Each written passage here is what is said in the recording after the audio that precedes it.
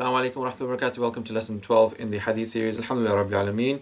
Wa afdalu salati wa atammu taslim ala Sayyidina Muhammad wa ala alihi wa sahbihi ajma'in wa ba'd. Allahumma alimna bima yanfa'una wa anfa'na bima 'allamtana wa zidna ilma.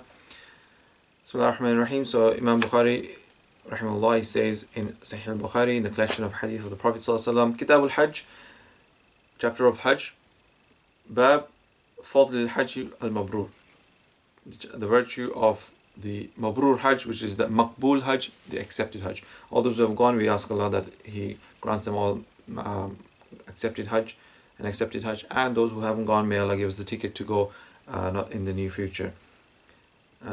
So Hajj is one thing that is a obligatory act of worship that we have to perform once in a lifetime.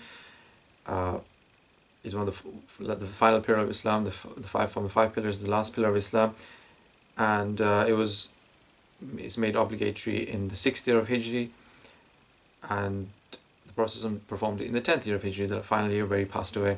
So 4 years from when it was obligatory, the Prophet passed it. So it shows it's an ibadah, it's a worship that is obligatory in a Muslim, but one who's able to, but you're able to delay it. You have that window, and of course, for one who wants to perform Hajj, it has to have that ability to. And when we say ability, we mean the way to go. There's no war happening or anything. There's the path there is straight, is fine. There's safety granted on your travel. You're able to have wealth for it as well, and health for it as well. So wealth wise as well, you have that extra for the people support it. You need to support it at home that you left behind for your travel, on your transport to get there, and to mainly get there on time for Yawm al-Arafah, the day of Arafah, as Arafah is Hajj. So first hadith, بإسنادنا متصل مشايخنا جزاهم الله خير للإمام البخاري في صحيحه أنه قال حدثنا عبد العزيز بن عبد الله حدثنا إبراهيم بن سعد عن الزهري عن سعيد بن المسيب عن أبي هريرة رضي الله عنه قال. So Abu Hurairah رضي الله عنه, he narrates that the Prophet سئل النبي صلى الله عليه وسلم, the Prophet was asked, أي الأعمال أفضل, which deeds are best? قال إيمان بالله ورسوله, Iman, belief in Allah and His Messenger. قيل ثم ماذا, then what? قال جهاد في سبيل الله, striving in Allah's way, in Allah's cause.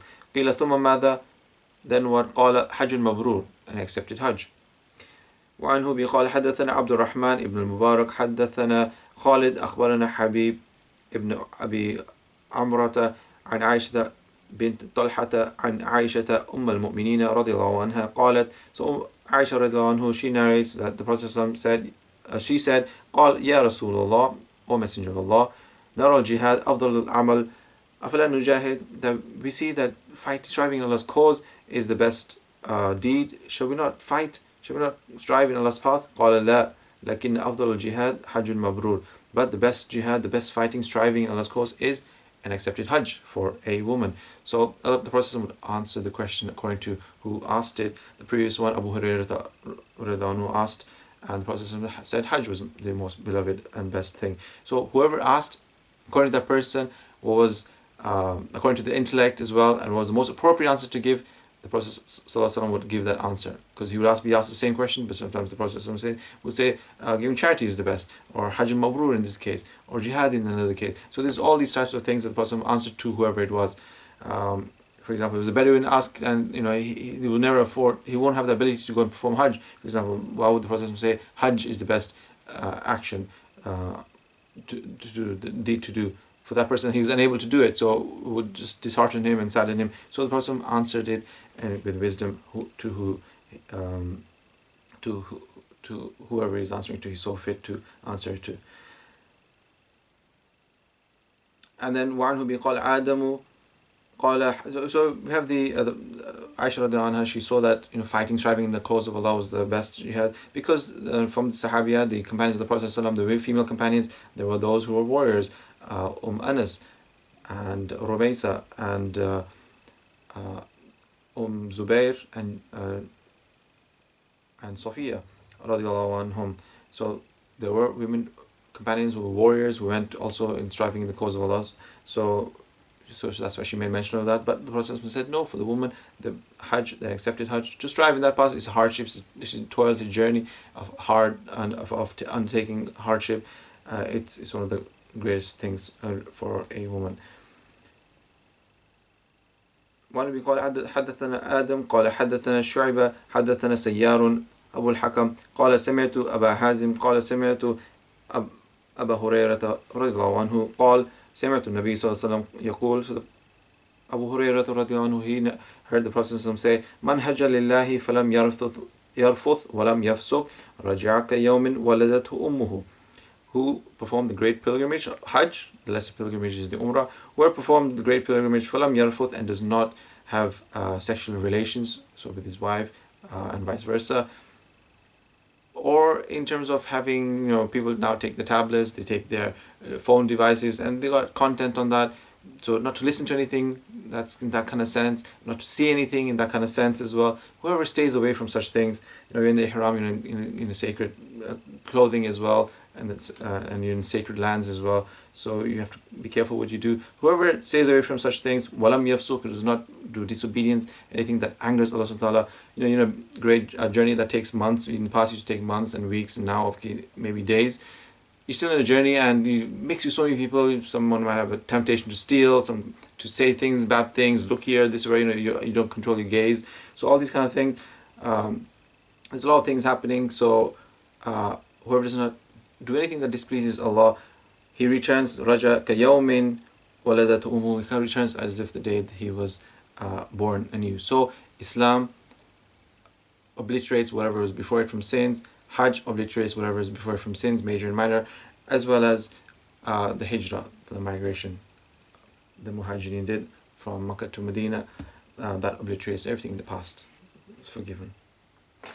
And then next one in Kitabul Sawm or Siyam, fasting, Bab Ar-Rayyan Li-Sa'imin.